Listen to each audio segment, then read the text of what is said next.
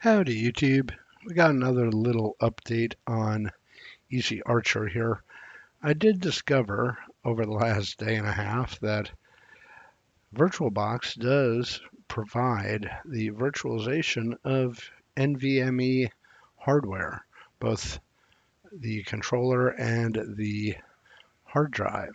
So I was able to do a little testing on my little script, my grub-install script that I touted in the last video, only to find that it doesn't really work the way I thought it would work.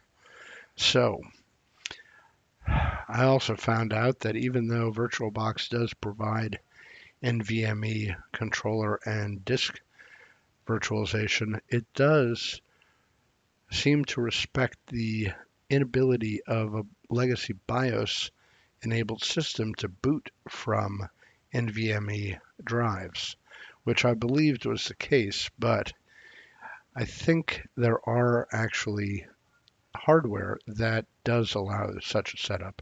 At least certain comments in certain forums have led me to that conclusion. The Endeavor OS forum seems to have at least one person who claims that is their setup. I'm not really sure if they know what they're talking about, but I figured it was worth trying to overcome that possible scenario. And I thought I had, but I didn't. Now I'm going to show you, I have a installed system here on an NVMe drive, and we'll quickly show you that that is the case. If we do an lsblk, we can see the hard drive is NVMe, and it is installed. It is formatted with the BTRFS file system here, and it is on an EFI enabled system. I could not reproduce this installation on a legacy BIOS system that would boot. So my script does work, but I can't show you exactly how it would handle an NVMe disk on a legacy BIOS system. Now, the way I tested the code and came up with code that actually works is I created a small script. We'll take a look at it here. It's a very small bash script. What it does is it sets a variable to the output of the find mount command and limits that to the source of the root file system. It then takes that variable and looks for the string NVMe. If it finds that, which is the -z option, to be true, then it prints the word true. If it doesn't find that, it prints the word false. So let's take a look at running this particular script. The screen is smallish here, so let's minimize that. Let's cd into our documents folder. Let's ls, and we can see the script. And let's go ahead and become root, because we will need root privileges to actually run the find mount command. So su, our password. Let's clear the screen. So if we run the script, our output is true. If we take the part of the script here,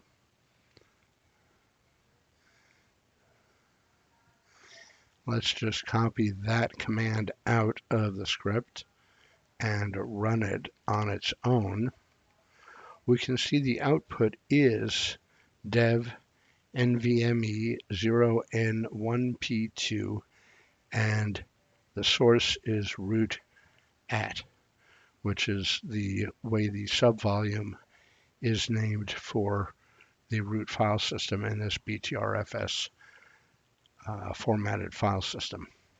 So the test looked for the characters NVMe, And there they are in the output of the find mount command. That's why true was true. So to go back to our actual script here in scripts, the grub-install script, the one that was giving me such a headache, that is the code I use now. I assign the tpdev variable with the output of find mount source root, and then I test whether that output contains the letters NVMe. If it is, then the variable lrdev is the first 12 characters, being that part of the output. And that is the 12 characters needed to pass to the grub-install command on a legacy BIOS system. Now, this is an EFI system, so none of that is going to apply anyway. The EFI command for grub-install is right here, and that doesn't require the device. It only requires the EFI directory and the bootloader ID. So let us create the hook. Okay, so if we go to the docs, create the hook. Let's do that. We're already root in our terminal here, so we don't need the sudo. Let's go ahead and copy this into that and Control O, Control X.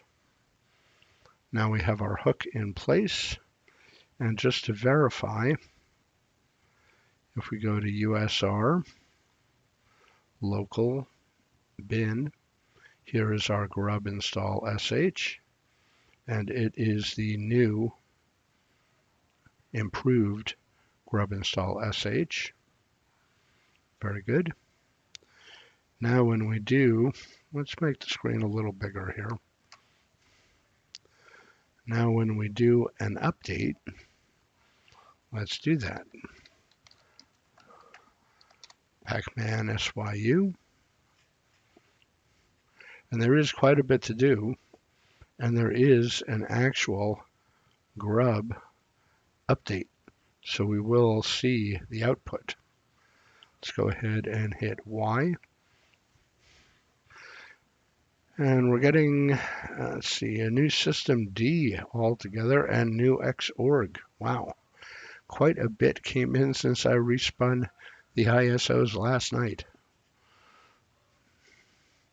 I'm not going to respin them again. I did respin them to include this new grub-install sh script because I really don't like having some known problems, especially ones that I create, in an ISO I release.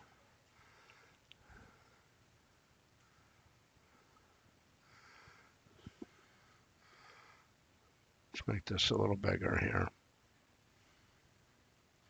There we go.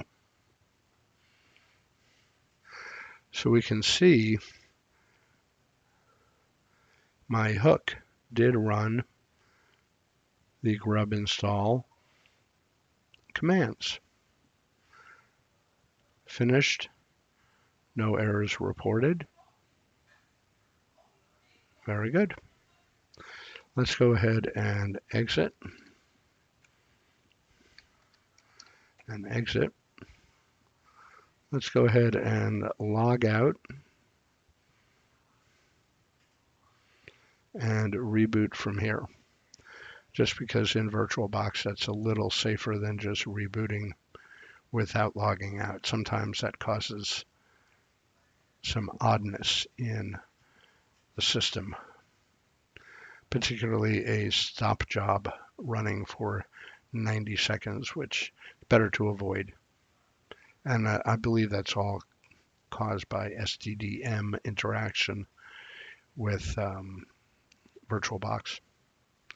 Okay, we are rebooted.